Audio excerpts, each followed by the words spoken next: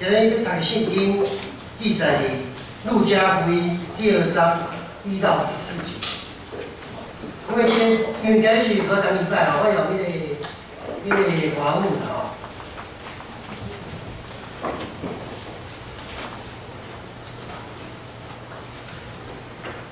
当那些日子，该撒雅古士都有旨意下来，叫天下人民都报名上册。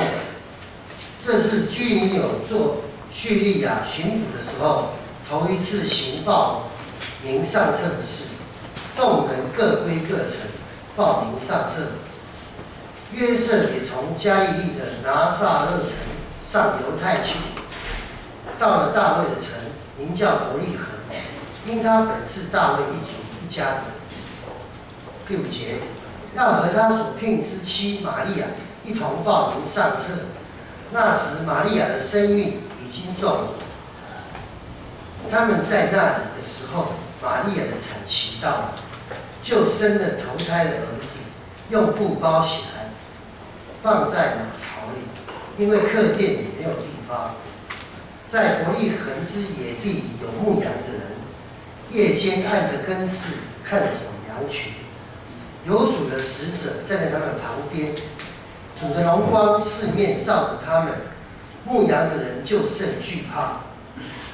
那天使对他们说：“不要惧怕，我报给你们大喜的信息，是关乎万民的。因今天在大卫的城里，为你们生的救主，就是主基督。你们要看见一个婴孩包着布，卧在马槽里，那就是记号。”忽然有一大队天兵同那天使赞美神说：“在至高之处，荣耀归于神；在地上，平安归于他所喜悦的。”好，圣经读到这里，念听都去做，知道什么事？正道，冲破黑暗的灯光，冲破黑暗的金光。那就时间到位，志明牧师。各位兄弟姊妹，圣诞快乐！耶稣听你，上帝祝福你，平安。阿门。我想刚才我们所听到的这一段圣经是大家非常耳熟能详，有关于圣子耶稣诞生的故事。耶稣的肉身，他的母亲，耶稣肉身的母亲玛利亚怀着身孕。为了配合当时的政府要报户口的这个政策，他们要从加利利一路走到伯利恒城，大约是110公里的距离。或许我们会认为，直线距离也还好啊。但是从拿撒勒到伯利恒，其实有很多的山路，很多路都不那么容易走。更何况呢，对于一对贫穷的夫妻来讲，实在是一件很折腾人的事情。好不容易玛利亚的预产期，她及时的在她的预产期到了目的地，在那个夜里，她的阵痛已经开始。准备临盆的玛利亚不断的被客店老板拒绝，忙着赚钱的店家哪有心思去接待一个即将临盆的产妇？生产是一件非常麻烦的事情。忙着赚钱的店家，没有人要去搭理他；忙碌的客店老板哪有功夫去关心肚子里将要出生的到底是何许人也？耶稣救世主，这位世人的救主，就是在这样被忽视的环境当中诞生。迎接他的不是总统级的顶级的套房，只有破旧、充满异味的马房。场景再转到另外一头，有一群牧羊人。这群勇敢的牧羊人，他们在非常黑暗、寒冷的郊外，忍受着刺骨寒风，继续看守他们的羊群。牧羊人长期跟羊群同在，我想有养过宠物的人都知道，主人的情绪会影响你宠物的反应。如果主人的情绪相对稳定，你的宠物它也会相对的安定。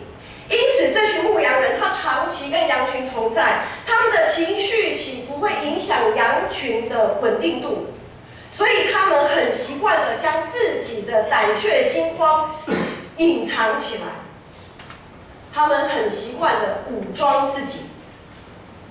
在我们生命当中都有一些不欲人知的部分，我们很害怕这个部分曝光之后，会像耶稣一样被拒绝、被嫌弃、被遗忘在充满异味的马槽里。我们害怕自己那不欲人知的部分被曝光、被发现之后，周遭的人就会像羊群一样惊慌四散，我们的人际关系就会开始产生不稳定的动荡。往往我们会像客店老板忙于生活，把耶稣拒绝于门外，把弟兄姐妹的关系也拒绝于门外。我们本能的用世上的成就来装饰自己，让自己看起来一无所缺。有时候我们也像牧羊人一样，习惯将自己内心的恐惧隐藏起来，武装自己，当作什么事都没有发生。黑夜是一个最容易将自己隐藏起来的一个环境，让自己不容易被发现。牧羊人在那寒风刺骨的夜里，他们带着羊群隐蔽着，躲起来，却意外的被天使发现他们的踪迹啊！牧羊人措手不及，他们内心的恐惧立即的就显露出来了。这时，天使向野地的牧羊人报告救主耶稣诞生的好消息。但是，弟兄姐妹，我不晓得你们有没有想过，如果你们是牧羊人，如果你们的恐惧害怕突然被发现，突然被暴露出来，然后有一群天使，有天使告诉你们说，有一位救主，他生在马槽里。这对你们来讲会是个好消息吗？对牧羊人而言，为何一位沦落到只能在马槽出生的救主，会是个好消息呢？上帝没有让耶稣含着金汤匙出生，他也没有兴起粉丝团追着他跑，他只有卑微的躺在马槽里。这个卑微的躺卧在马槽里的耶稣，触摸到了牧羊人心里最脆弱的那个部分。牧羊人他们的武装瞬间就瓦解了，他们的重担随即脱落。为什么？因为有一位救主，他胆敢，他竟然敢以一个软弱无力婴孩的身份降生在那充满冷漠、不怀好意的环境当中。你们敢吗？我相信，如果你们是父母，外面的环境这么的可怕，我们真的很希望，特别是在战争的时候，如果生了孩子，我们就会很期待说，哎，怎么这么刚好，在这个时候生孩子，这么软弱无力的婴孩怎么办？如果我一把他生出来就是一个成年人，他至少还可以跑，还可以逃跑，那不是很好吗？一位救主，他胆敢以一个软弱无力婴孩的身份降生在充满冷漠、不怀好意的环境当中。这意味着什么？这意味着上帝全能的展现不需要伪装啊！上帝的全能不需要伪装，即使我们像耶稣一样是个弱小的婴孩，我们也可以胜过这世界。即使我们像婴孩一样这样子的弱小、软弱无助，我们靠着我们的救主基督，我们也可以胜过这个世界。就像冬天的玫瑰，即使在被霜雪覆盖的大地当中，仍然绽放。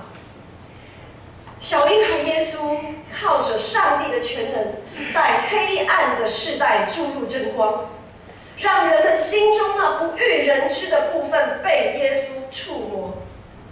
耶稣世界的光照进牧羊人的心中，也穿透，也照进我们心里许许多多，也长长久久被自己隐藏、被自己武装起来的那个部分。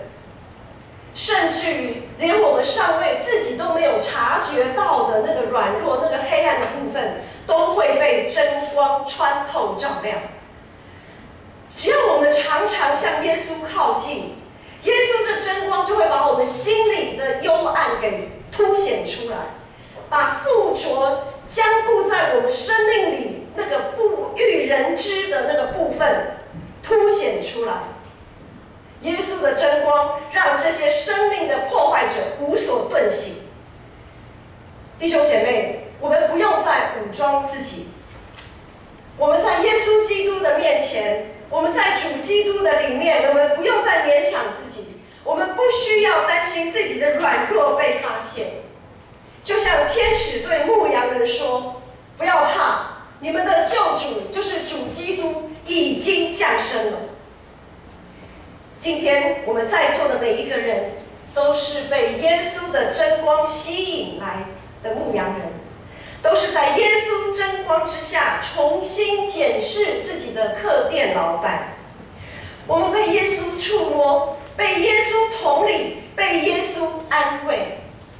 今天有4位弟兄姐妹要接受耶稣的真光，要在上帝与众人的面前见证他们的生命将要变得不再一样。他们要开始进入那破除黑暗、走向真光的旅程。至于我们其他的人呢？至于我们这些已经走在真光、迎向真光道路上的人，我们总要时时刻刻地提醒自己，能划破黑暗的不是自己的才能，不是自己的势力，只有真光，只有真光能划破黑暗。我们一起来祷告。天父上帝，我们感谢你，感谢你赐下真光，赐下救主耶稣基督来到世上，成为我们的救赎。因着他的罪，因着他的宝血洗净了我们世人所有的罪，以至于我们可以与你重新连结，使我们可以称为上帝的儿女。主啊，主，这样子的恩典何等的大！主，我们期盼耶稣基督再一次的降临在我们世上，让我们的公义，让我们这个世界可以充满主你的和平、怜悯与慈爱。我们这样的祷告、感谢，奉靠我主耶稣基督的名。阿们。